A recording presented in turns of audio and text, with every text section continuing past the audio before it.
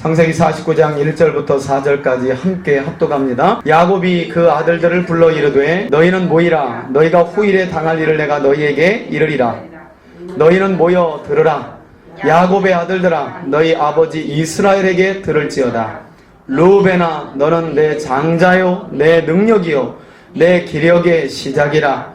위풍이 월등하고 권능이 탁월하다마는 물의 끓음 같은즉 너는 탁월하지 못하리니 내가 아버지의 침상에 올라 더럽혔음이로다. 그가 내 침상에 올랐었도다. 아멘. 한번 저를 따라합시다. 장자권을 잃어버린 르우벤.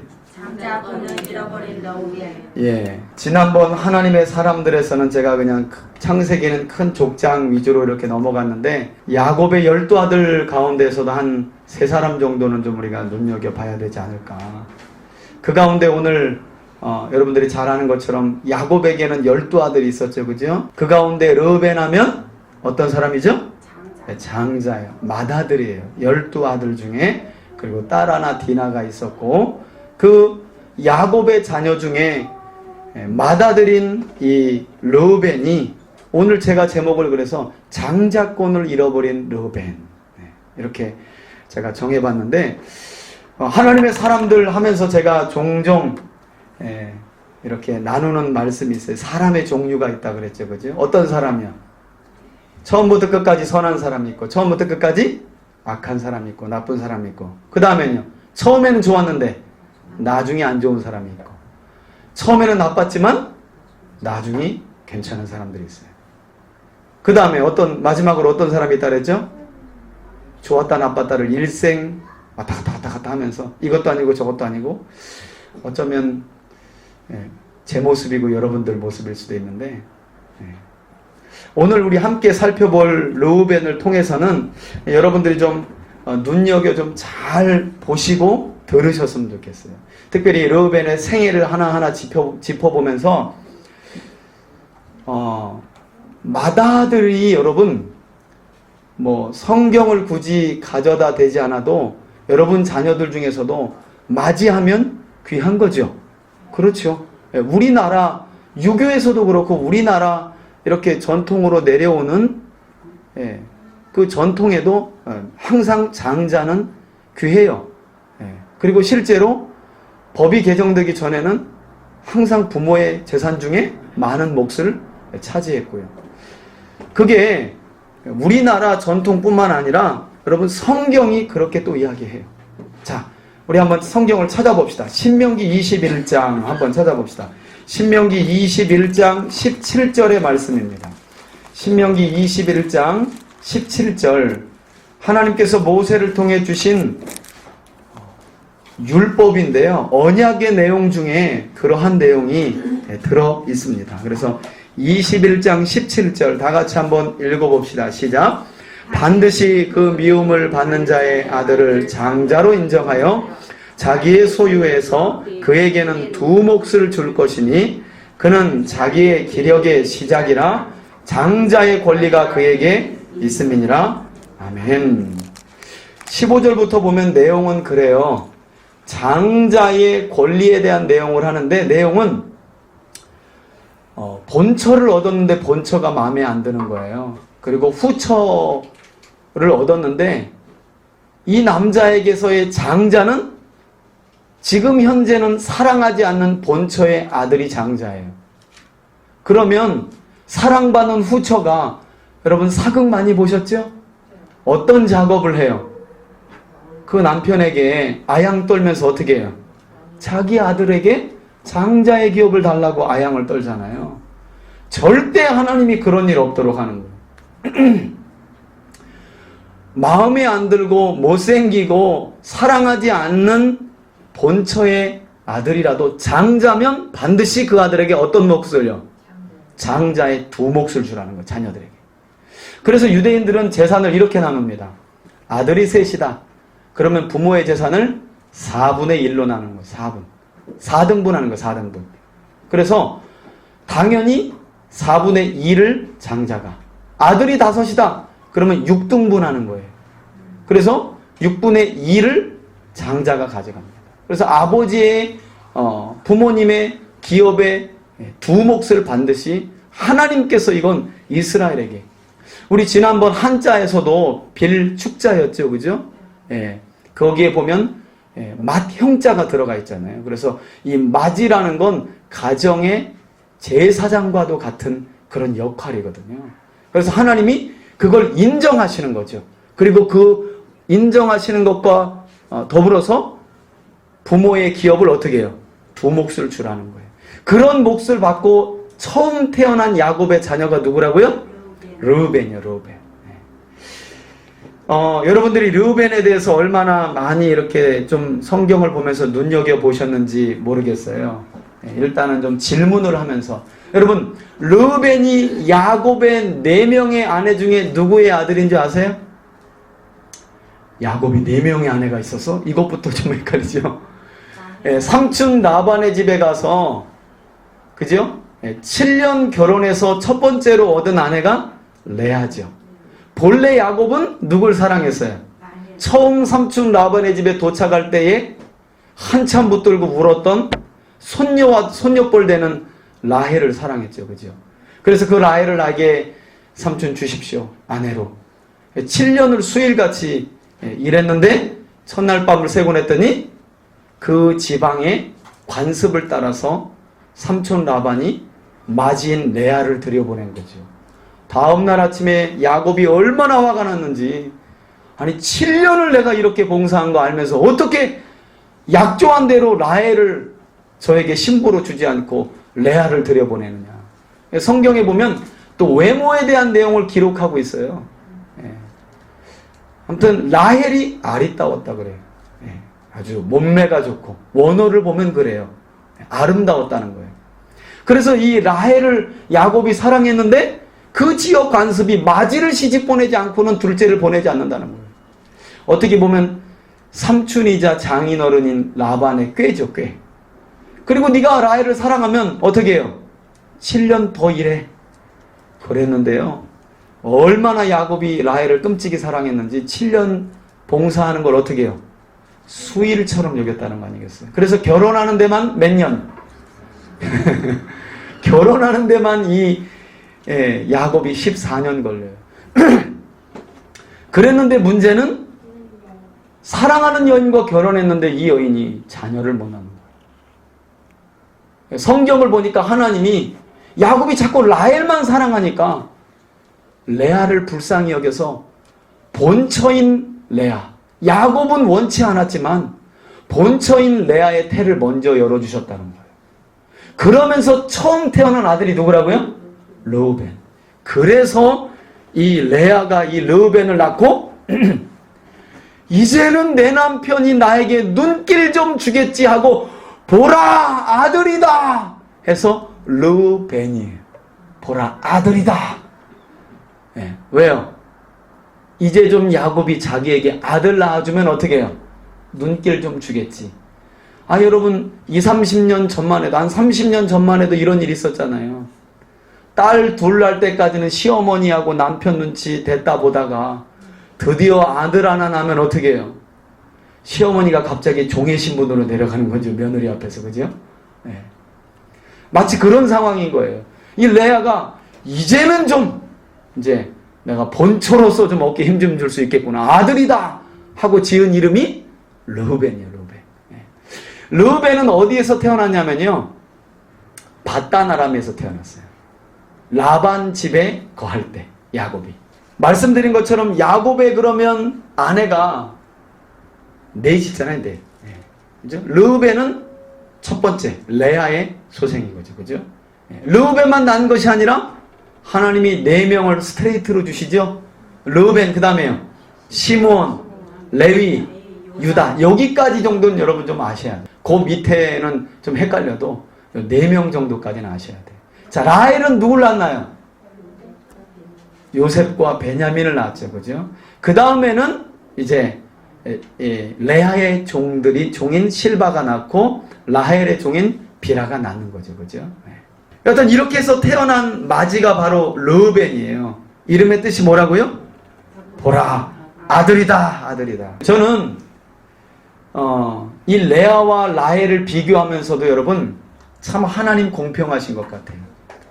아까 말씀드린 것처럼 야곱은 누굴 더 사랑했다고요? 라헬을. 그래서 하나님이 누굴 불쌍히 여기셨다고요? 레아를. 여러분 실제로 성경의 스토리를 보면요, 성품적으로 보면 예쁜 라헬보다는 어떻게 해요? 레아가 성품이 좋아요. 이쁜 여자들일수록 시기 질투가 참 있잖아요. 아이고, 어지간히 이쁘면 됐지 얼마나 더 이쁘려고 그냥 얼굴도 공사를 한번 하면 대공사를 하는 거 아니에요. 레아는 워낙 그냥 견적이 안 나오니까 그렇게 사는 거예요, 그냥. 그런데 뭐가 좋아? 성품이 좋은 거예요. 언니가 아들을 낳으니까요, 라헬이 눈이 돌아가는 거죠. 왜? 여보, 애 좀 봐요. 젖 먹여야 되는데 어디 가는 거야? 그럼 야곱이 또 그냥 슬그머니 또 레아 방으로 들어가니까 그때부터 라헬이 속이 타는 거죠. 저게 나 사랑한다고 해놓고선 또 가네. 그런데 또 자식이 일단 나오니까 야곱은 장막에 들어가서 또 애를 봐주는 거잖아요. 그게 라헬이 그렇게 보기 싫은 거예요. 그래서 어떻게 하는 거예요? 자기의 시종인 비라를 야곱에게 붙여가지고 자식을 낳는 거예요. 그래 놓고선 뭐라고요? 자식을 낳으니까 이름을 짓는데, 아이고, 이름도 언니하고 싸워가지고 자기가 납달리를 낳은 건데, 그래서요, 내가 언니와 크게 싸워서 이겼다! 아주 그냥 두 손 들면서 지가 낳은 것도 아니면서 여종을 밀어넣어가지고. 야곱이 얼마나 좀 괴로웠겠나. 그죠? 제가 보면 보통 정력도 아니야. 4명의 아내를 통해서 12아들을 낳는 거 보니까. 근데 아무튼 이 라헬이 얼마나 시기와 질투가 심했는지 자기 요종을 들여보내서 납달리라는 아들의 이름을 넣으면서 내가 언니 이겼다고. 그때도 레아는요, 크게 동요하지 않아요. 막 동생하고 싸우고 막 이런 말을 안 해요. 조용히 또 레아도 누굴 준비하는 거예요? 자기가 아들을 못 낳을 것 같으니까 여종을 또 실바라고 하는 시녀를 준비해가지고 슬그머니 야곱에게 붙여주는 거죠. 그래서 또 자녀를 얻게 되고. 아무튼 야곱의 집이요, 참 복잡한 집이에요. 복잡한 집. 하나님이 이 야곱의 이 복잡한 가정사를 요셉 한 사람 통해서 그냥 완전히 정리해 버리시는 거죠. 나중에 창세기 후반을 보면 참 사랑받지 못하는 여인의 태를 하나님이 그래서 먼저 열어주셨다는 거예요. 이런 거 보면 하나님이 얼굴은 못생겼지만 애 낳는 은사를 주시는 거예요. 애 낳는 은사라도 먼저. 그래서 또 사랑받게 하시고, 본처의 어떤 야곱으로부터의 사랑을 또 이어가게 하시고. 제가 그런 것들 보면 참 하나님은, 한번 따라합시다, 공평하시다. 여러분 실제로 제가 목회하면서 보면 그렇더라고요. 아이, 저런 사람도 어디 쓸 데가 있을까? 있어요. 놀라워요. 근데 사실은 그렇게 저도 하나님께 쓰임받는 것 같아요. 제가 볼 때 제가 목사로서의 자격은 정말 많이 미달이거든요. 근데 하나님이 아무튼 이렇게 뭐 하나 하면 성경에 관한 하는 모르겠어요. 끝장을 보려고 하는 그 마음을 하나님 이쁘게 보시는지 어쨌는지 들어 쓰시는 것 같아요. 여러분들도 마찬가지죠. 아무리 여러분 누가 뭐라 그래도요, 저는 또 그렇게 보거든요. 근데 이제 목사로서는 좋은 것만 이야기할 수 없어요. 왜? 건강하게 저는 여러분들을 세워야 되니까. 그런데 어떤 사람들을 여러분들이 보실 때 그런 하나님의 좀 안목으로 사람들을 봤으면 좋겠어요. 아까도 말씀드린 것처럼 3자경에 우리 함께 나눈 것처럼 참 야곱에게는 사랑받지 못하는 그런 레아. 그런데 하나님은 태를 또 먼저 열어주셔서 사랑을 또 받게 하시는 하나님. 이렇게 하나님 공평해. 우리가 볼 때는 이럴 수 있는데 그 사람에게도 하나님이 들어쓰실 무언가가 있어서, 아니 그보다도 하나님이 그 사람을 뭐 해서? 사랑하셔서 우리를 하나님의 자녀로 부르신 줄 믿습니다. 그런 모든 것들이 우리 안에 다 있다는 거예요. 그래서 그런 것 같아요. 하나님은 어떻게 해서든지 우리의 장점을 개발하시는 분이에요. 자꾸 보시려고 하시고. 그런데 타락한 우리 인간은 참 안 그런 것 같아요. 참 저부터도 뭐 하면 이렇게 안 좋은 것마다 탁 보여. 저분 또 왜 그래? 그게 우리 모습인 것 같아요. 우리의 모습. 그때 우리에게 누구의 안목이 필요하다고요? 하나님의 안목이. 여러분, 곰도 뭐하는? 구르는 재주가 있다니까요. 곰도. 그 미련한 곰도. 근데 하물며 하나님의 형상으로 창조된 우리일까 보냐. 진짜. 그죠?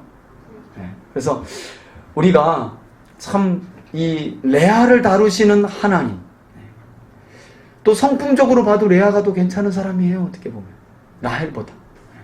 그런 레아를 하나님 긍휼히 여겨주시는 거죠. 어떻게 보면 똑똑하고 뭐 좀 아는 것 같고 이러면 뭐 하기 쉬워요? 사람이 교만하기 쉽거든. 그런 사람보다는 하나님이 얼굴 좀 이렇게 많이 흘러내리고 민주주의적으로 생기고 그냥 코도 자기 붓고 싶은데 붓고 눈도 그냥 자기 붓고 싶은데 붓고, 그런데 뭔 좋은 성품 하나는 좋은. 하나님이 그런 걸 보고 들어 쓰시는 거지. 그런 걸로 우리가 그런 걸 좀 보여야 된다는 거야. 그런 걸. 하나님이 여러분 그런 게 있어서 우리를 사랑하시고 부르셨다니까요. 그런 게. 그리고 그것 통해서요 하나님의 일을 하시더라고요. 하나님. 저는 제가 그랬거든요. 저는 개인적으로 제가 열등감이 뭐냐면 끈기였어요. 끈기. 제가 지금 끈기가 없어요. 이게 닥치면 그냥 번개불처럼 하기는 하는데 뭘 하나 잡고 이렇게 오래 하는 걸 못해요. 늘 그게 제 일생의 좀 열등감이에요. 이거 제가 처음 오픈하는 거예요. 그래서 공부도 그냥 뭘 하나 잡으면 그 책 읽을 때도 지금도 여전히 그래요. 책 한 권 이렇게 두꺼우면 그 스토리가 안 끊어지는 거 있잖아요. 끝까지 다 읽어야 결론 나는 거. 그런 책은 가까이 하기 싫어요. 책을 한 권 사도 안에 두세 페이지 소주제로 이렇게 쭉쭉쭉쭉 읽어도 언제 이렇게 화장실 갔다 또 읽어도 그냥 내용이 이어지지 않는 그런 책. 그런 개인적으로 그런 거 좋아요. 왜? 끈기가 부족해요. 근데 제가 놀라는 거죠. 성경 한 권 붙들고 씨름하는 건 그냥 하루가 가는 줄 몰라요. 감사하게. 그래서 제가 놀라는 거예요. 나에게도 이런 끈기가 있긴 있구나. 성경 보는 것만큼은 그렇게 지루하지가 않아요. 책 중에 이렇게 두꺼운 책도 전 난 살다 처음이야. 그런데 다른 책 읽으라면 읽다가도 지금도 뭐 이렇게 쓸데없는 말을 많이 써놔서 그냥 짧게 쓰지. 그런데 성경 하나 보는 건 그렇게 재밌는 거예요. 하나님 그걸 좀 불쌍히 보셨나 봐요. 그건 하나 좀 보시고 이거 어디다 쓸 데도 없지. 이거 어디다 갖다 쓰나. 믿음도 현지 않고. 그런데 그거 하나 그나마 보시고 이렇게 부르시고 쓰시는 것 같아요. 그래서 레아의 태를 먼저 열어주셔서 르우벤을 하나님이 이렇게 먼저 주신 거죠. 그 르우벤이 나중에 보면 이스라엘의 12지파를 이루는 누구 지파의 조상이 되는 거예요? 르우벤 지파. 너무 어려웠나요? 르우벤 지파의 조상이 되는 거죠. 조상. 이렇게 정도 우리가 르우벤에 대해서 기본적인 걸 좀 이제 알았고요. 이제 르우벤의 생애를 통해서 우리가 좀 함께 은혜를 좀 나눴으면 좋겠는데, 아까 제가 이 르우벤이 누구의 소생이라 그랬죠? 레아의 소생이라 그랬죠. 근데 야곱은 레아를 어떻게 했다 그랬어요? 라헬보다 덜 사랑했죠. 우리가 좀 그렇게 표현해 줍시다. 듣는 레아를 생각해서 안 사랑했다 이러면 듣는 레아가 기분 나쁘니까 덜 사랑했다. 그죠? 덜 사랑한 거예요. 그런데 이걸요 이 르우벤이 봤어요. 큰아들이 자라면서 자기 엄마가 본처인데 사랑받지 못하는 걸 보는 거예요. 저녁 되면 아버지가 슬그머니 라헬의 침소 가서 들고 늘 웃음소리가 그 방에서 들리고 엄마 방에서는 우는 거죠. 엄마가 남편의 사랑을 받지 못하니까 우는 거예요. 그걸 누가 보고 자라는 거예요? 르우벤이 보고 자라요. 이제 아이가 커가지고요 얼마나 그런 것들이 이렇게 마음에 깊었는지요. 이 아이가 성경에 보니까 창세기 30장 14절을 한번 펴보세요. 밀 추수 때가 되어서 이 야곱의 아들들이 이제 밀을 추수하러 나아가는데요. 르우벤이 들에 나가서 밀 추수를 하다 말고 뭘 얻어요? 합한채를 얻어요. 여러분 이 합한채가 뭐냐면 일종의 지금으로 말하면 임신 촉진제 또는 이게 체험제 같은 거예요. 지금으로 말하면 이제 비아그라 같은 거예요. 비아그라. 이런 약초를 얻어다가 누구에게? 성경에 보니까 그의 어머니 레아에게 드렸더니 14절에 라헬이 레아에게 이르되 언니 아들의 합 한 채를 나에게 주시옵소서 하고 또 이 라헬이 그걸 또 어떻게 들었는지 몰래 가지고 와서 어머니 요것 좀 다려서 아버지에게 드리면 아버지가 어머니를 좀 사랑하실 거예요. 그랬는데 그걸 또 얼마인데 곳에 들어가지고 라헬이 문 열고 들어가지고 언니! 르우벤이 합 한 채 가져왔다면서 그거 나 좀 줘. 아이고 참 이쁜 것들은 아무튼 얼굴 값을 해. 또 이 성품이 좋잖아요 레아가. 그럼 나 조건이 있어. 뭔데? 그럼 오늘 밤 야곱을 내 침소로 보내줘. 알았어 딱 하룻밤이야? 하고 딱 들여보내잖아. 야곱은 완전히 그냥 집에 일단 들어오면 늘 그냥 두 와이프 사이에서 오늘은 어디 눈치를 슬슬. 근데 오늘은 일 끝나고 야곱이 딱 들어왔더니 문 앞에서 라헬이 어떻게 해요? 여보! 그러면서 오늘 언니 방으로 들어가라고. 또 힘없이 들어가요. 아니 어렸을 때부터 얼마나 마음 상한 그 어머니의 마음을 보았으면 이 아들이 가가지고 합 한 채를 지가 얻은 건지 아니면 누가 캔 걸 가져왔는지 제발 우리 어머니 아버지에게 뭐 좀 사랑 좀 받게. 이런 모습 보면요 좀 효심도 조금 있는 것 같아요. 그죠? 어머니의 그 마음을 좀 헤아릴 줄 아는 그런 아들. 그런 모습이 좀 보여요. 그죠? 그런 사건이 또 이렇게 30장 14절에 이렇게 나오죠. 그래서 다시 들어갔더니 그리고 나서 어떻게 해요? 17절 보니까 하나님이 레아의 소원을 들으셨으므로 그가 임신을 하여 5번째 아들을 낳는데 누구요? 한번 따라합시다. 이사갈. 이사갈을 낳는 거예요. 이사갈이라는 말은 품삯이다 이런 말이에요. 하나님이 내게 그 값을 주셨다 이런 말이에요. 무슨 값이요? 합 한 채 값. 그걸로 생명 주셨다 해가지고 이름이 뭐라고요? 이사갈. 그런데 하루 들어간 게 아닌 것 같아요. 그 뒤에 또 누구 나와요? 20절에 보니까 스불론을 또 낳죠. 그리고서는 뭐라 그러는 거예요? 이제는 내 남편 야곱이 딴 생각하지 않겠지. 나와 함께 살겠지 하고 이름을 스불론이라고 지은 거예요. 스불론이라고. 뭐 때문에요? 합 한 채 때문에. 그런데 참 레아가 사람이 그러니까 참 좋은 성품이라니까요. 그거 가져가 하고 야곱과 그 하룻밤을 보내는데 합 한 채를 동생에게 보내잖아요. 그때 어떻게 보면 늘 아버지에게 사랑받지 못하는 어머니 레아의 마음을 이 큰아들인 르우벤이 이게 효심일 수도 있고 어렸을 때부터 상처일 수도 있어요. 여러분 상처. 그래서 어떻게 해서든지 좀 우리 어머니 눈물을 보고 싶지 않은 거예요. 이 아들이. 그래서 합 한 채를 어머니에게.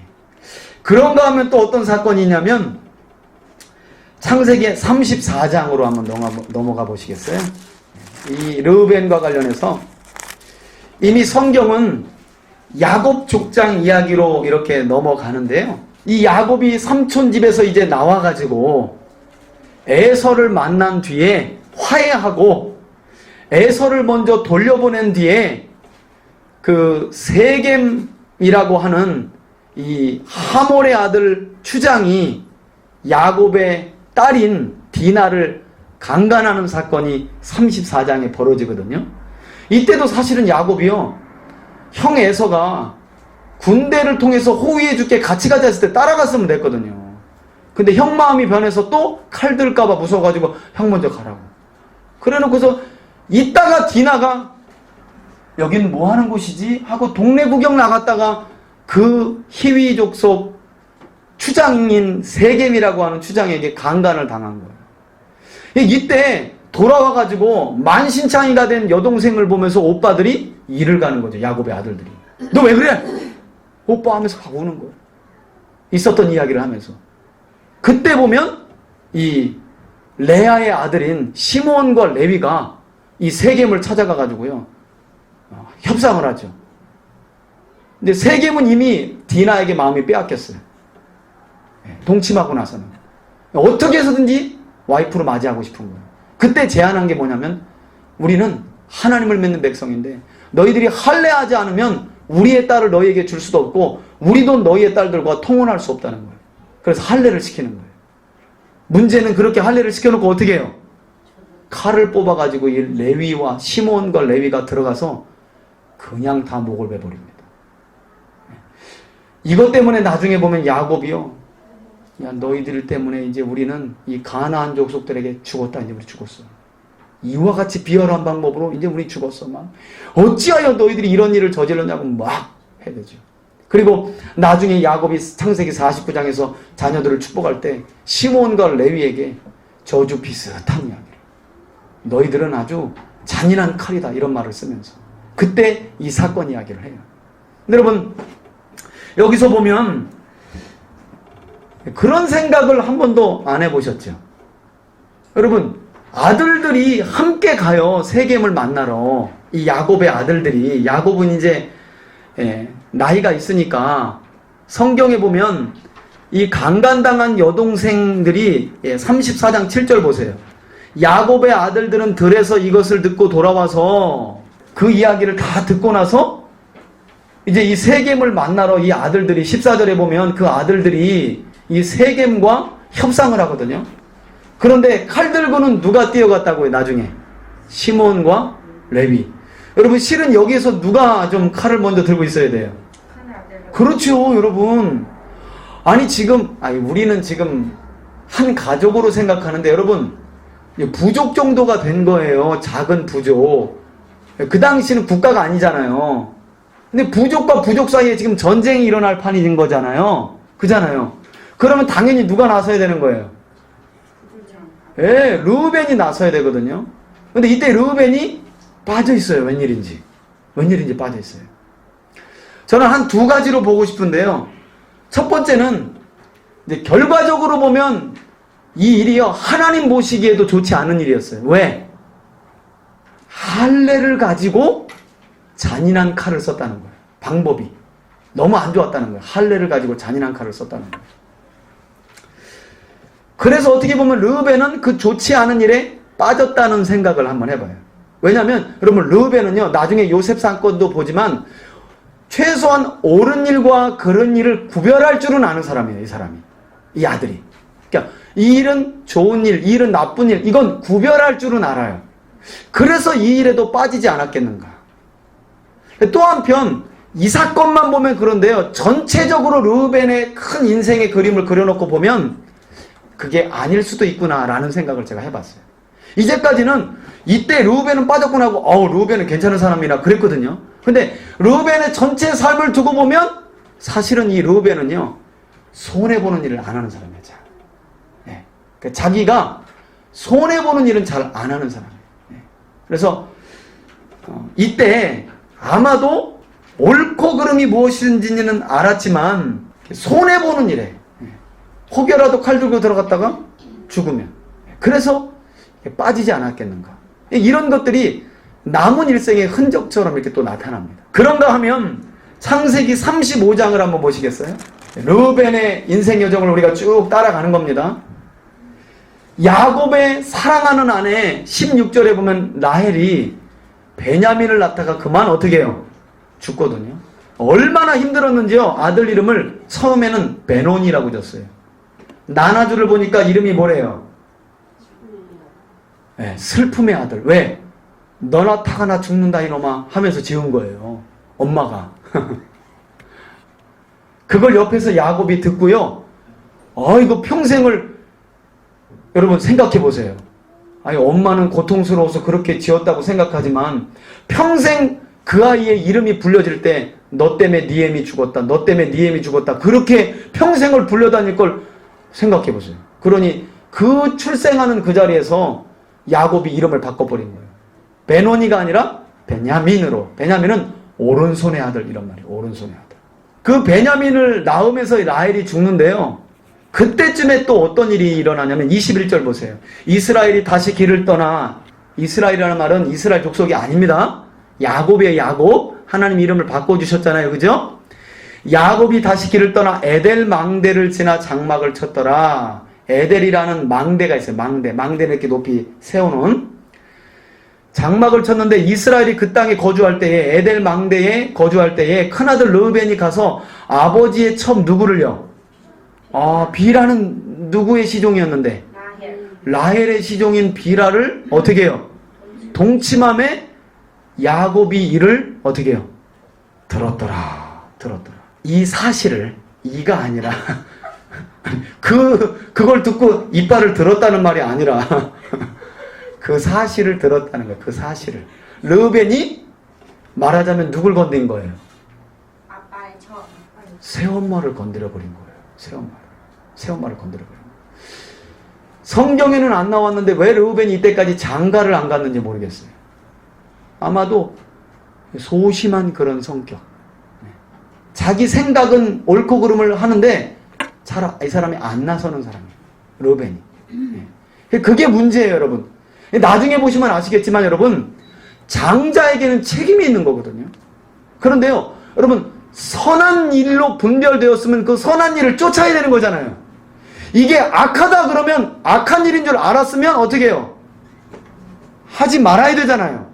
그런데 르우벤은요, 그걸 거꾸로 해버려요. 참지 말아야 될 일은 참아버리고요, 참아야 할 일은 어떻게 해요? 참지 못해요. 그 대표적인 사건이 바로 이 아버지 야곱의 아내였던 비라를 건진 사건이에요. 그래서 우리가 아까 본문에서 읽었듯이 야곱이 르우벤을 축복할 때 너 큰아들이고 내 정력의 시작이었고 권능도 있고 탁월하다마는 뭐라 그래요? 네가 아버지의 침상을 더럽혀서 2번 강조해야 돼. 2번. 너는 끓는 물과 같은지요 하면서 네 아버지의 침상을 2번 이야기해요. 더럽혔다. 아버지의 침상을 더럽혔다. 나중에 보면 결정적으로 이 르우벤이 장자의 기업을 잃게 된, 장자의 명분을 잃게 된 사건이 바로 이 사건이에요.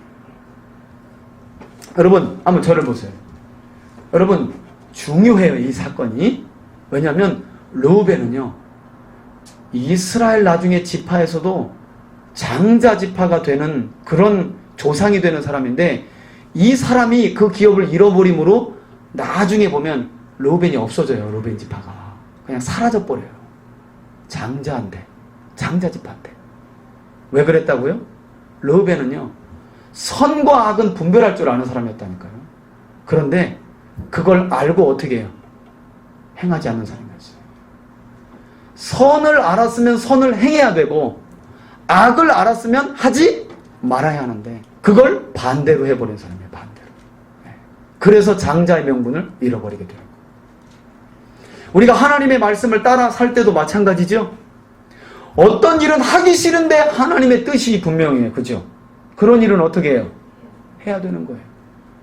내 자존심도 허락지 않고, 내 상황도 허락지 않고, 내 믿음도 허락지 않아도 하나님의 말씀이 그러하다면 어떻게 해요? 아멘하고 가야 되는 거예요.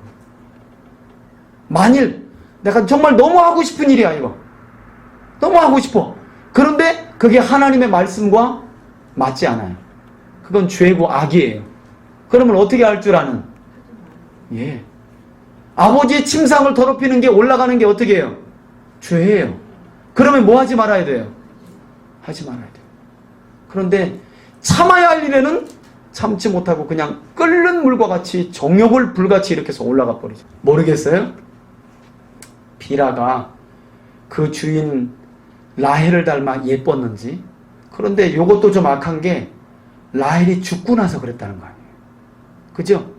그러니까 레아와 라헬은 어쩌면 본처 1, 본처 2 아니에요. 비라와 실바는 그의 여종이잖아요. 어쨌건 간에 야곱이 들어가서 기업을 이었지만, 그죠? 여종이잖아요. 여종의 신분이잖아요. 그랬는데 라헬이 죽자마자 어떻게 해요? 비라를 건드렸다는 거 아니겠어요? 분명히 자기 아버지 아내입니다. 성경을 보면 여러분, 조금 제가 성경을 보면서도 두려운 게, 어떤 죄는 하나님이 두고두고 봐주시는 죄가 있어요. 근데 어떤 죄는요, 한 방에 인생이 끝나는 죄가 있어요. 여러분들이 성경을 볼 때 그런 걸 분별할 줄 알아야 돼요. 그런 걸 분별할 줄 알아야 돼요. 그렇다고 또, 요런 죄는 좀 몇 번 봐주니까 계속 지금, 아무튼 그런 거 보지 말고. 네.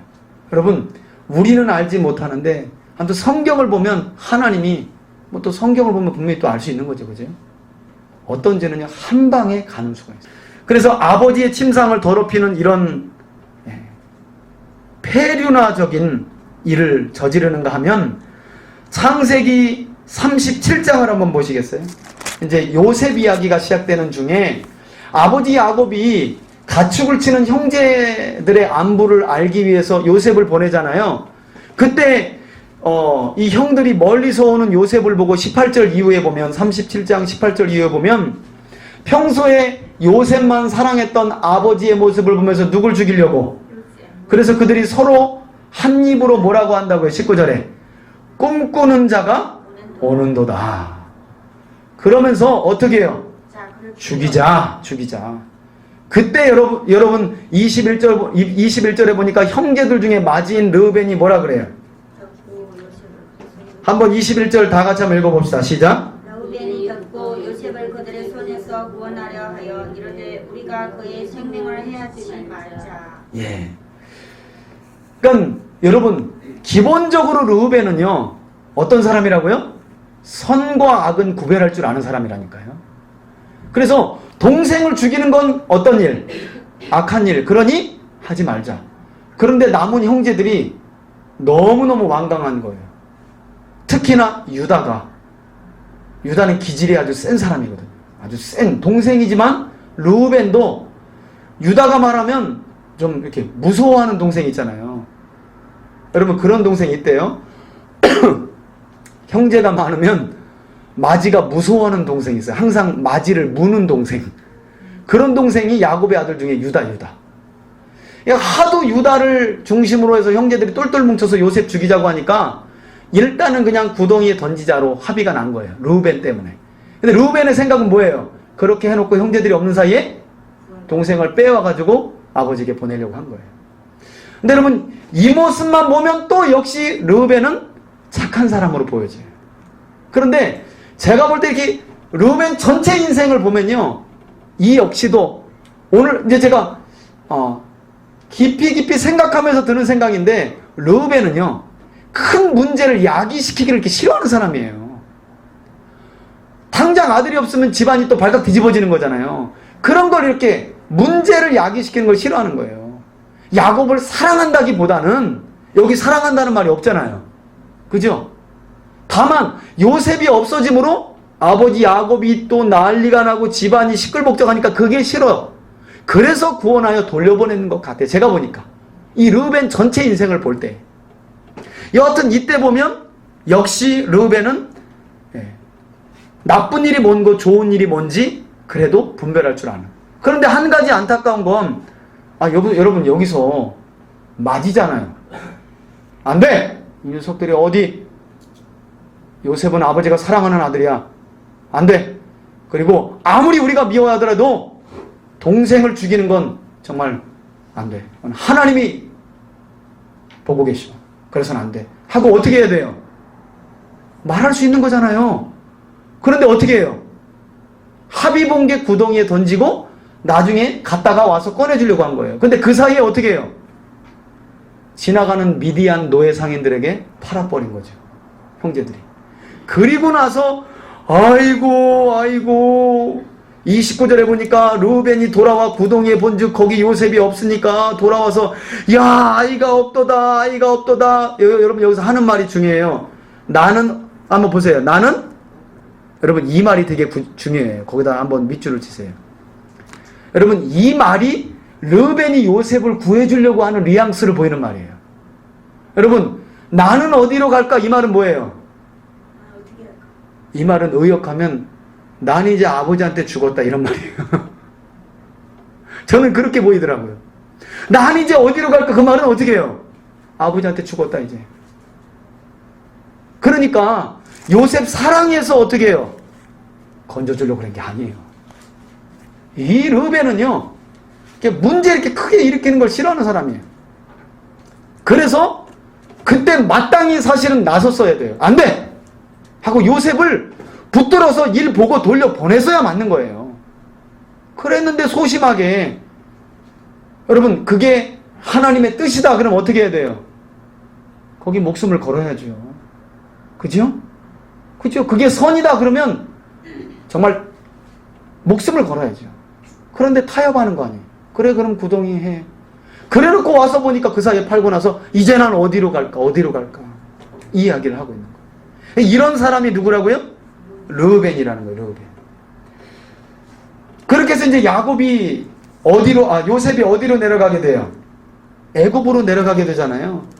그리고 온 땅에 기근이 임함으로 야곱의 집에도 양식이 떨어져 그 아들들을 어디로 보내요? 이집트로 보내요. 그때는 이미 요셉이 뭐가 돼 있는? 총리가 돼 있었 때잖아요. 그때 이 요셉이 지혜를 발휘해가지고 너희들 뭐라고 말해요? 스파이지! 그렇게 말하잖아요. 스파이지! 그랬더니 아니라고. 뭐가 아니야 이놈들, 너희들 스파이구나. 가나안 땅에서 온. 아니에요. 저희는 한 아버지가 있고요. 또 아버지가 제일 사랑하는 베냐민이라는 아들을 아버지가 데리고 있고요. 저희 형제들이 양식 사러 왔는데요. 진짜 이 돈 보세요, 돈. 그런데 안 돼. 못 믿어. 너희들 진짜 스파이가 아니라면 가서 니네들이 살아있다는 그 막내 아들 걔 데리고 와. 단 너희 형제들 중에 하나 여기 볼모로 잡혀 있어야 돼. 그렇게 하고 잡혀 있은 사람이 누구예요? 시므온이잖아요. 시므온. 잔인한 칼. 시므온. 그 시므온을 딱 볼모로 잡을 때 르우벤이 한 말이 있어요. 22절 보세요. 22절. 21절부터 42장 21절부터 21절부터 시작. 말하되 우리가 아우의 일로 말미암아 범죄하였도다. 우리가 우리에게 애걸할 때 그 마음의 괴로움을 보고도 듣지 아니하였으므로 괴로움이 우리에게 임함도다 하고 형제들이 야 이런 일이 왜 일어나는 거냐, 이런 일이 우린 스파이가 아닌데 하면서 이 일은 분명히 그 옛날 우리가 우리 동생을 팔 때 그렇게 애걸복걸하면서 살려달라고 했는데 우리가 안면몰사하고 동생을 팔아서 그런 거라. 그런 이야기를 형제들이 하고 있을 때 22절 다 같이 시작. 르우벤이 그들에게 대답하여 이르되 내가 너희에게 또 아이에 대하여 죄를 짓지 말라고 하지 아니하였느냐. 그래도 너희가 듣지 아니하였느니라. 그러므로 그의 핏값을 치르게 되었도다 하니. 예. 여러분 이 말을 이 부분만 보면 르우벤은 좀 깊게 깨닫고 회개하는 것 같죠? 저도 그렇게 봤어요. 근데 그럴 수도 있지만 제가 아까 말씀드린 대로 르우벤 전체 인생을 딱 보니까요. 거봐 다 누구 때문이야? 니들 때문이야 하고 지금요 르우벤이 회개하고 반성하는 게 아니라 뭐예요? 동생들 탓하고 있는 거예요. 사실은 그때 장자인 누가 나섰으면 될 일인데 르우벤이 나섰으면 될 일인데 일이 벌어진 다음에도 형제들은 야 그때 그 요셉을 우리가 그냥 살려달라고 했는데 팔아서 그랬나 봐. 그런데 르우벤이 어떻게 해요? 거봐 이놈들아. 그러니까 그때 니네들이 그렇게 하니까 그 핏값이 우리에게 돌아오는 거 아니냐고. 저는 좀 성경 전체를 보면서 아쉬운 건 이때 르우벤이 어떻게 해요? 미안하다 동생들아. 내가 그때 끝까지 너희들을 말렸어야 되는데, 내가 그때 말렸어야 되는데 이게 다 누구 탓이다? 내 탓이다. 한번 따라합시다. 내 탓이다. 네. 차에 많이 붙어 있잖아요. 천주교에서 먼저 붙였어요. 내 탓이다. 기독교는 하도 누구 탓이라니까. 네 탓이라고 하니까 천주교에서. 한번 이제 저를 한번 보세요, 여러분. 자, 교회 안에서 무슨 일이 일어났다. 가정에서 무슨 일이 일어났다. 일단은 뭐라고요? 한번 큰 목소리로 말합시다. 내 탓이다. 내 탓이다. 예. 가정에서 무슨 일이 일어났다. 누구 탓이라고요? 내 탓이다. 예. 네 탓 아닙니다. 내 탓입니다.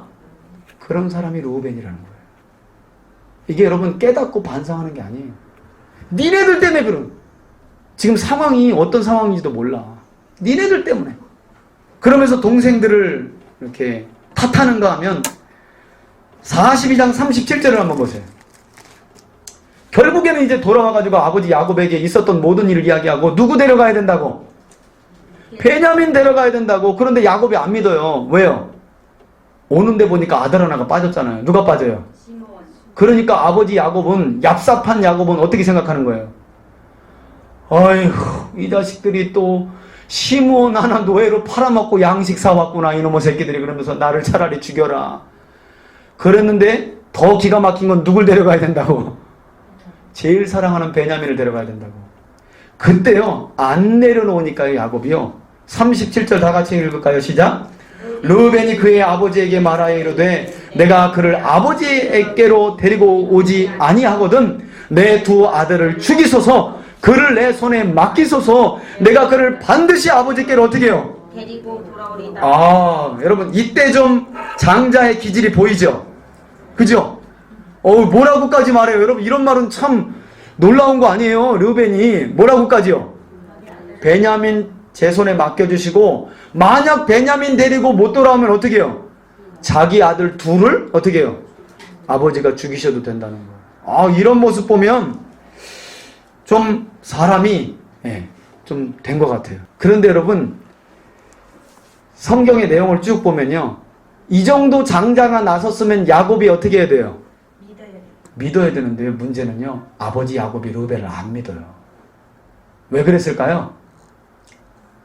비라 통간한 일을 이스라엘이 들었잖아요.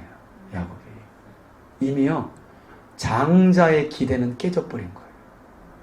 그때 창세기 38장에 요셉 팔고 집 나갔다가 이방인 여인과 결혼하고 아내 잃고 아들 둘 잃고 다시 돌아온 유다가 나서는 거예요. 아버지, 그런데 제가 베냐민 데려갔다 반드시 데리고 올게요. 아버지, 제 목을 내놓겠습니다. 그런데 르우벤은 안 믿어지는데 누구는 믿어지는 거예요? 유다가 믿어지는 거예요. 유다가 완전히 변해갖고 들어왔거든요. 사람이 사랑하는 사람 셋 잃고 나서는요 완전히 변하는 거예요. 르우벤이 이야기를 할 때는 안 믿는데요, 43장 8절 보세요. 유다가 그의 아버지 이스라엘에게 이르되 아버지 저 아이 안 보내면 우리 다 죽습니다. 그러면서 내가 그를 위하여 뭐가 되오리니? 반모가 되오리니. 유다가 자기 생명을 내놓는 거예요. 그랬더니 이스라엘이 11절에 이르되 어떻게 해요? 그렇게 하라 하면서 이제 갑절에 돈하고 여러 가지 유향, 꿀, 가나안의 그 상품들, 가나안 땅에서 나는 것들 이 아들들에게 주고요, 베냐민을 드디어 유다 손에 맡기고 애굽으로 양식 사오라고 내려 보냅니다. 근데 여러분 아까 르우벤이 뭐라고 했다고요? 르우벤이 뭐라고 그랬다고요? 아버지 베냐민을 데리고 가서 안 데리고 오면 어떻게 했다고요?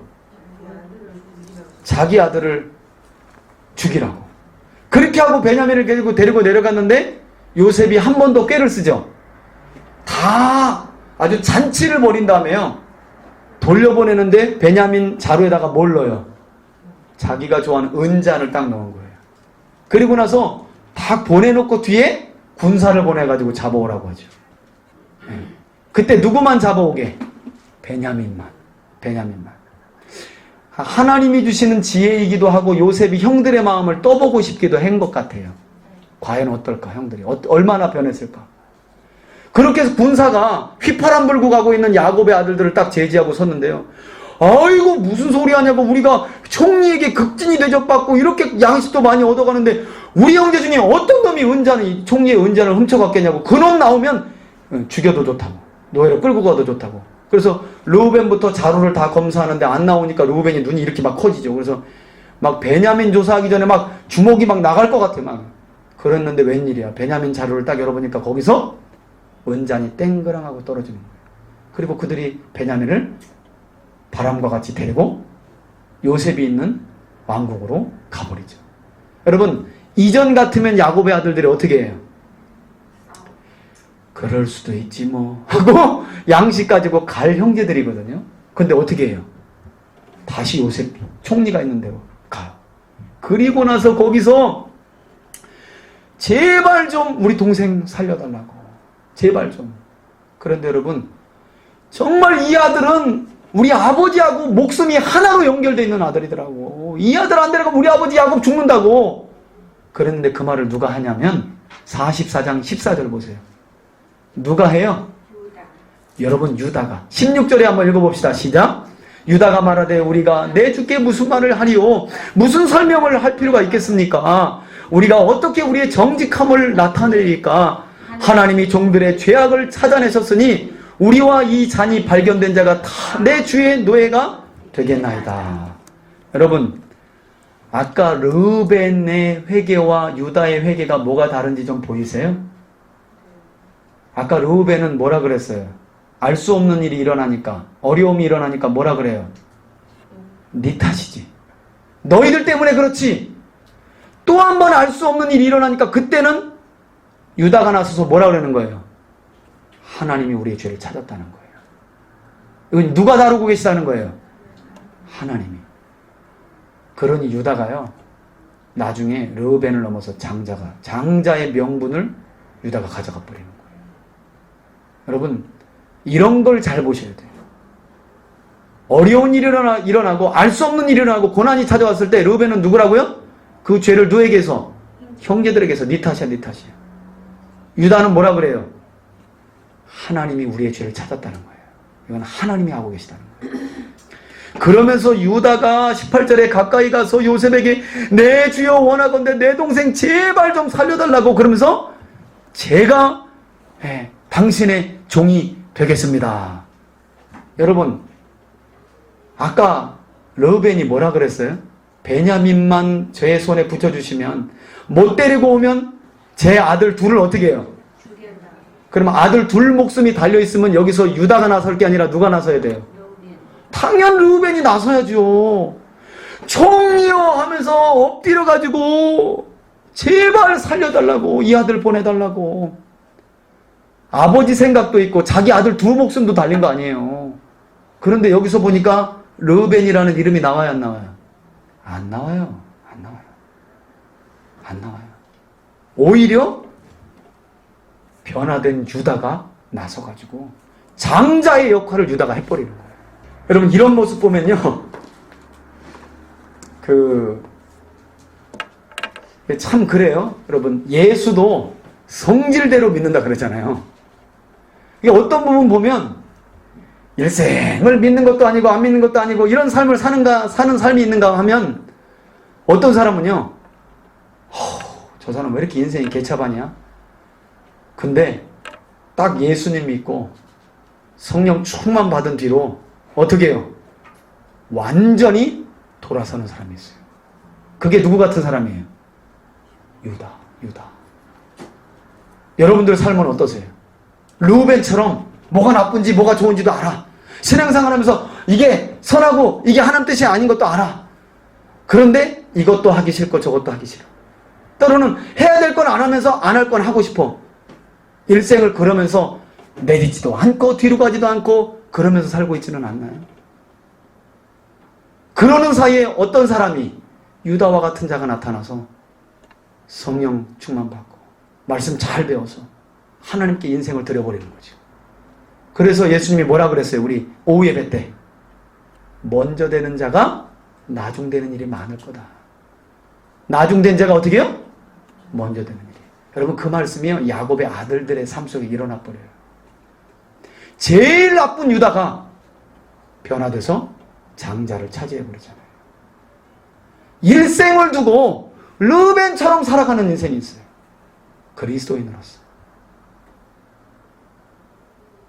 어떤 때는 좀 나서줘야 되는데 자기 체면, 자기 상황, 아유 내가 여기서 나왔다 손해보면 어떡해.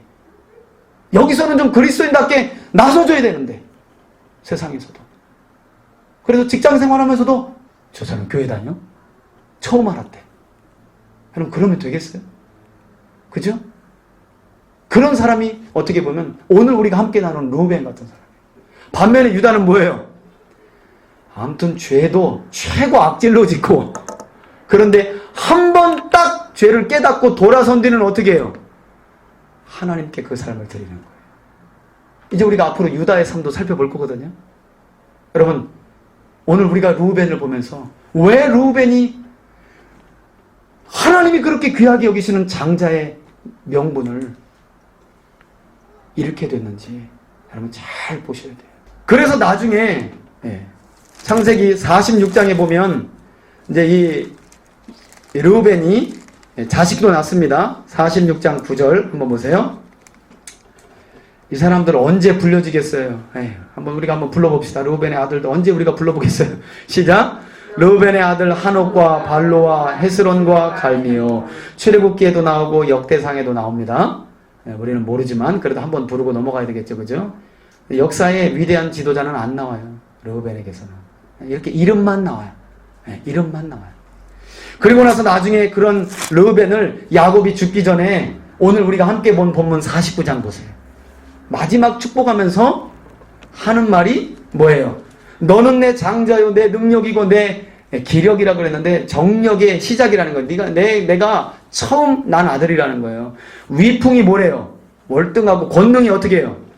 선과 악을 구별할 줄 알잖아요. 나쁜 일에 하지도 않고. 그런데 어떤 사람이라고요? 물의 끓음 같은 즉 너는 뭐하지? 탁월하지 못한다는 말은 여러분 으뜸이 되지 못할 거라는 말이에요. 이게 르우벤 개인의 인생과 르우벤 지파 전체에게 그대로 이루어집니다. 으뜸이 되는 지도자가 르우벤 지파로부터 하나도 안 나와버려요. 또 하나 여기서 보면 여러분 물의 끓음 같은 즉 아이고 이 번역을 히브리어 번역으로 우리말 번역을 보니까요 다 다르게 해놨어요. 다 다르게. 새 번역, 쉬운 성경 다 달라요. 근데 제가 원어를 보니까 이 물의 끓음 같다 할 때 이 끓는다는 이 말이 히브리어에 보니까 한번 따라합시다. 파즈. 파아즈라는 말이에요. 히브리어 파아즈. 끓는다는 의미도 있지만요. 방종이다, 방종한다 이런 말도 있어요. 방종한다. 그러니까 여러분 물이 방종한다 이런 말은 뭘까요? 넘쳐. 그렇죠. 물이 넘쳤다는 말이에요. 여러분 하나님이 물은 물이 있어야 할 곳을 한 곳으로 모르시고 창세기 보니까 물을 한 곳으로 모으니 바다가 되고 그러니 뭐가 드러나는 거예요? 묻이 드러나서 그걸 땅이라고 부르신 거 아니에요. 그래서 바다는 절대 묻을 뭐하지 못하도록 넘지 못하도록 경계를 뒀잖아요. 근데 그걸 어떻게 해요? 파하즈, 방종했다는 거예요. 넘었다는 거예요. 그러면서 하는 말이 뭐예요?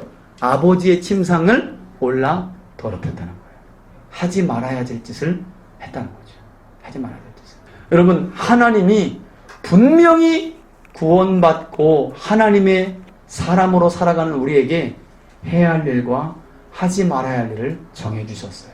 성경을 통해서. 유대인들은 이걸 모세오경에서 613개로 정해서요. 하라와 하지 말라라고 하는 613개의 율법을 자녀들에게 정말 부지런히 가르칩니다. 여러분 하지 말아야 되는 것은 어떻게 해요? 하지 말아야 되는데 그걸 어떻게 해요? 넘어갔다는 거예요. 그걸 넘어갔다는 거예요. 그걸 하나님이 보시고 야곱도 그 소식을 듣고 이 축복을 하는 유언의 현장에서 르우벤을 향하여서는 어떻게 해요? 저주 비슷한 칭찬하는 것 같지만 결국 칭찬이 아니에요. 네가 이런 능력을 가지고도 너는 절대 으뜸이 되지 못한다. 이렇게 끝나버리는 거예요. 르우벤에게. 그 르우벤이 누구 지파의 조상이 된다 그랬죠 제가?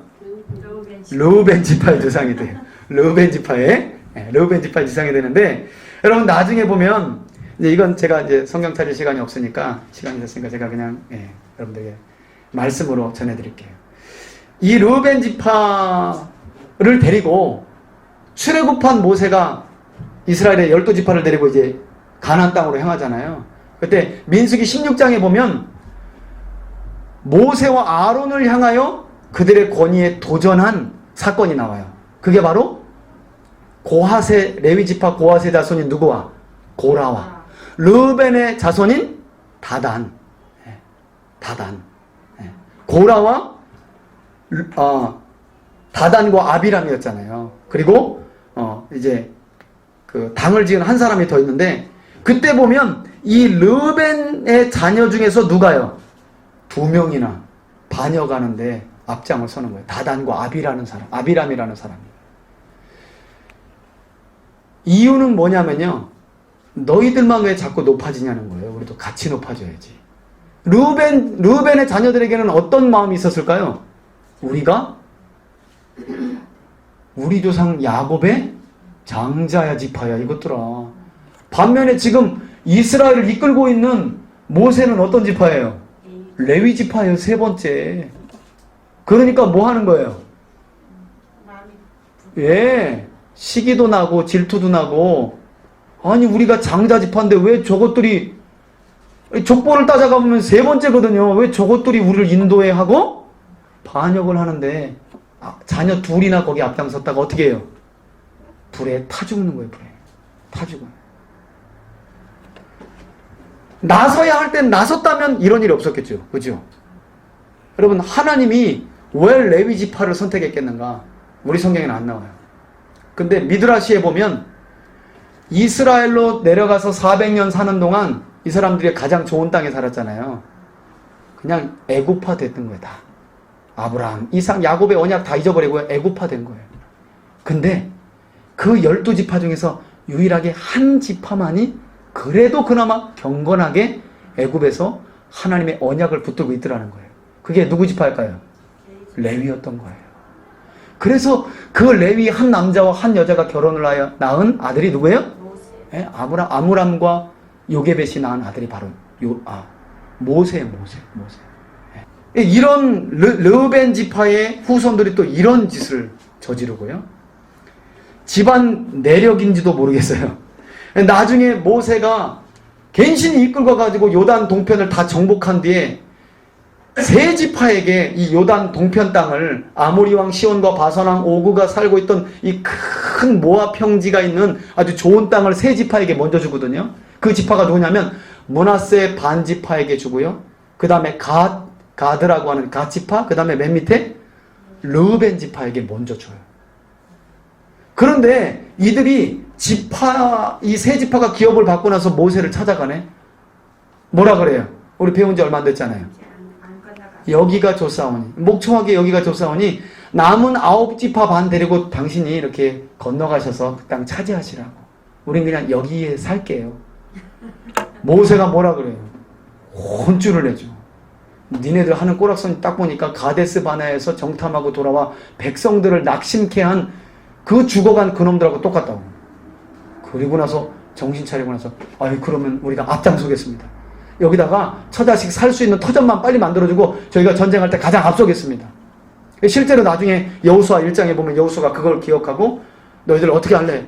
그때는요 이 세 지파가요 우리를 당신이 보내는 곳이면 어디든지 우리가 가겠습니다. 이렇게 조금 좀 믿음의 모습을 좀 보여요. 성경이 그걸로 끝났으면 참 좋아요. 그리고 실제로 동편에 갔을 때요 이 세 지파가 앞장섭니다. 그리고 나서 나중에 여호수아가요 기쁨으로 이렇게 송별회를 해요. 잘 가라 요단 동편으로 하면서 성경에 보면 많은 전리품과 가축대를요 이 세 지파에게 딱 들려서 보내는 거예요. 잘 가라고. 늘 앞장서서 싸워줘서 5, 6년 동안 싸우는데 고맙다고. 근데 문제는 조금 있다 소식이 들려오는 거야. 그 땅에 가서 그 땅에 제단을 하나 세웠다는 거예요. 제단을. 9지파 반 이 소식이. 성막은 실로에 있는데 거기도 제단이 하나 있대네. 그래가지고 얼마나 화가 났는지 9지파 반이요 칼 들고 일단 먼저 지도자를 보낸 거예요. 상황이 어떻게 됐는지. 아무래도 요단 동쪽에 사는 이 세 지파가 타락한 것 같다. 우상을 섬기는 것 같다. 가서 상황 보고하고 와. 그렇게 해가지고 얼굴 뿔개져 가가지고 가서 세 지파 지도자를 불러다고 니네 지금 뭐하는 짓거리야? 그랬더니 이제 여차저차 내용을 들어보니까 그런 거예요. 요단강이 너희와 우리 사이에 있고 시간이 흐르고 난 뒤에 성막은 그쪽에 있는데 너희들 그 9지파 반이 우리 땅에 살고 있는 우리 후손들에게 니네들은 뭐야? 이런 말을 하면 우리도 이스라엘 공동체고 하나님의 기업을 받을 그런 후손들인데 기억을 못할까봐, 역사를 기억을 못할까봐 똑같은 걸 여기다 또 만들어 놓고 우리도 우리 자녀들에게 신앙교육 하려고 한 거다. 그랬더니 오해를 풀고 박수 쳐주고 와요. 그런 거에서 너희 죽을 뻔했어 하면서 지금 저쪽 동네에 사는 사람들 막 이렇게 나 있어. 근데 알고 나니까 그런 거였구나. 그렇다면 오케이 하고 돌아온단 말이에요. 여기까지도 하고 성경이 끝나면 얼마나 좋아. 그런데 안 끝나요. 이렇게 하고 나서 이제 동편으로 돌아가서 신앙교육도 잘하는 것 같은데 나중에 성경에 보니까 이 사사기 한번 보세요. 이제 거의 다 끝났는데 사사시대에 5장 한번 보세요. 사사기 5장 15절 한번 보세요. 사사기 5장 15절. 거기에 보면 이게 여러분 드보라의 노래거든요. 드보라와 바락의 노래예요. 당시 어떤 일이 있었냐면 이스라엘이 타락하여서 하나님이요 가나안 왕 야빈이라고 하는 이방 족속에게 이스라엘을요 압제하게 이스라엘을요 이렇게 하나님이 압제당하게 하나님이 손을 띄었을 때예요. 그래서 가나안 왕 야빈이요 이스라엘을 막 압제해가지고 괴롭힐 때 하나님께 이스라엘이 부르짖어가지고 하나님이 남자들 중에서 쓸만한 것들이 없으니까 여자 사사 드보라를 세워가지고 가나안 야빈에게서 이스라엘을 구원해내요. 그걸 감사하면서 사사 드보라가 어떻게 해요? 노래한 내용인데 그 노래 중에 하나가 15절 16절이에요. 거기 보면 15절 후반절에 어떤 내용이 나와요? 르벤 시냇가에서 큰 결심이 있었도다. 내가 양의 우리 가운데 앉아서 목자의 피리 부는 소리를 들으면 어찌 됨이냐. 르벤 시냇가에서 큰 결심이 있었도다. 여러분 이게 무슨 말이에요? 도대체 포화도 무슨 말인지 저도 모르겠더라고요. 그래서 원어를 보니까 이 내용이 뭐냐면요. 이 전쟁에서 남은 지파들은 다 가서 같이 싸우는데 르우벤은 자기 가축들 사이에서요. 가야 되나 말아야 되나 이 전쟁에 가야 되나 말아야 되나 하고 결심만 하고 있었다는 거예요. 그걸 드보라가 노래로 만들어놨어요. 그러니까 여러분 꼭 르우벤 지파가 그 조상 누구와 같아요? 르우벤하고 똑같아요. 여러분 자녀가 누구 닮을까요? 여러분 가풍은요 그렇게 쉽게 세워지는 것도 아니지만 그대로 이어가기를 너무 잘해요. 제가 보면 그래요. 신앙의 가풍은요 자녀들에게 그대로 이어갑니다. 여러분들에게 하나님께 대한 믿음이요 그대로 가풍으로 가신다는 걸 아셔야 돼요. 지파를 여러분 다음 주에도 살펴보고 그 다음 주에도 살펴볼 거지만 그대로 갑니다. 하나님께 대한 믿음 그 모습 보고 여러분들의 가문을 그려보시면 거의 그대로예요. 지금 여러분들의 현 신앙을 보고 여러분들의 자녀를 보시라는 거예요. 후대를 그려보면 그 지파가 그대로 갑니다. 여러분 그러려면 우리가 어떻게 해야 되겠어요? 저도 그렇지만 어떻게 해요? 분발해야 돼요. 분발해야 돼요. 여러분 목사라고 좋은 가풍과 가문이 세워지는 게 아니잖아요. 조용기 목사님 안 보셨어요? 참 그죠? 입에 내놓기 부끄러운 얘기하지만 모태신앙이라고 여러분 그 가풍이 좋던가요? 아니에요 여러분. 어쩌면 그렇게 르우벤의 그 모습을 그대로 닮아가요. 옳고 그름이 뭔지는 알아. 그런데 뭐 하는 거예요? 안 하는 거예요.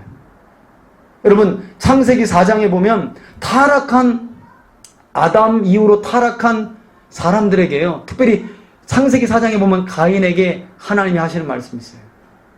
너 지금 동생 죽이려고 하는 마음이 네 안에 가득 찼고 죄가 네 문 밖에서 두드리고 있어. 네가 문만 열면 죄가 너를 삼키는데 너는 뭘 하라 그래요?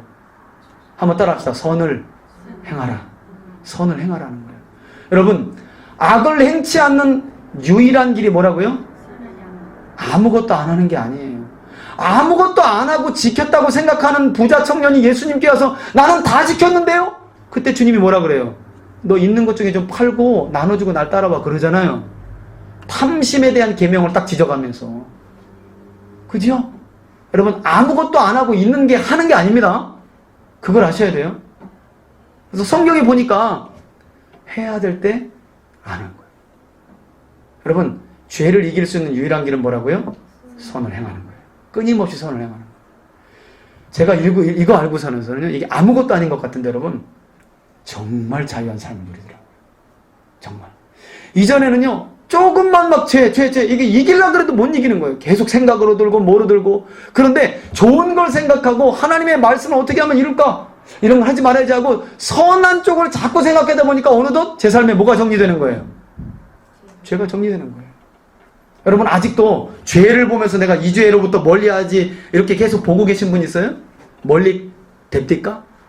멀어질 수 없는 당신이에요. 죄는 멀리하면 할수록 어떻게 해요? 어느덧 내 한 발 앞에 또 와 있는 거예요. 그래서 죄를 이기는 유일한 길이 뭐라고요? 선을 행하는 거예요. 여러분, 그런 여러분들이 될 수 있길 주의 이름으로 축원합니다. 여러분, 내 마음과 삶과 내 어떤 걸 따라가지 마시고 하나님의 말씀이 선인 줄 믿습니다. 그걸 쫓아 사는 거예요. 그러면 하나님이요, 장자의 기업도 주시고 복도 주시고 은혜도 주시는 줄 믿습니다. 이렇게 해서 이스라엘이요, 이 이스라엘 중에 르우벤이 장자의 명분을 어떻게 해요? 잃어버리는 거예요. 그래서 어떻게 되느냐? 역사가 이 르우벤과 지파를 평가해요. 자, 이것만 보고 마칩시다. 역대상 5장입니다. 이거 읽고 마칩시다. 5장 1절입니다. 역대상 5장 1절부터 2절까지 함께 읽습니다. 제가 가진 성경으로는 616쪽. 시작. 이스라엘의 장자 르우벤의 아들들은 이러하니라 하고, 지금 12지파 자손들을 이야기하는 거예요. 시작. 르우벤은 장자라도 그의 아버지의 침상을 더럽혔으므로. 이 이야기 또 나오죠. 그죠? 여기서도 계속요. 장자의 명분이 이스라엘의 아들 요셉의 자손에게로 돌아가서 족보의 장자의 명분대로 기록되지 못하였느니라. 유다는 형제보다 뛰어나고 주권자가 유다에게서 났으나 장자의 명분은 요셉에게 있느니라. 왕이 나오는 그 주권, 장자의 주권은 누구에게로? 유다에게로. 그래서 실제로 야곱이 예언하고 축복한 대로 유다 지파에서 뭐가 안 떠나는 거예요? 홀이 안 떠나는 거예요. 그래서 그 중에 누구와 하나님이 언약을 맺으시는 거예요? 다윗과 언약을 맺잖아요. 그죠? 그래서 이걸 다 원래는 누가 누려야 되는데? 르우벤이 누려야 되는데, 명분은 에브라임에게, 요셉에게, 주권은, 장자의 주권은 누구에게요? 유다에게 갚버리는 거예요. 여러분, 우리도 마찬가지죠. 하나님이 우리를 부르셨잖아요. 우리에게 주실 기업과 명분과 축복이 있는 줄 믿습니다. 그걸 우리가 어떻게 받아 누릴 것인가? 르우벤을 보면서 여러분들이 잘 깨닫고, 하나님이 주신 여러분들과 여러분들 가문에 주신 그 명분과 기업을 잃지 않고 이 땅에서 누리는 저와 여러분들 될 수 있길 주의 이름으로 축원합니다. 아멘.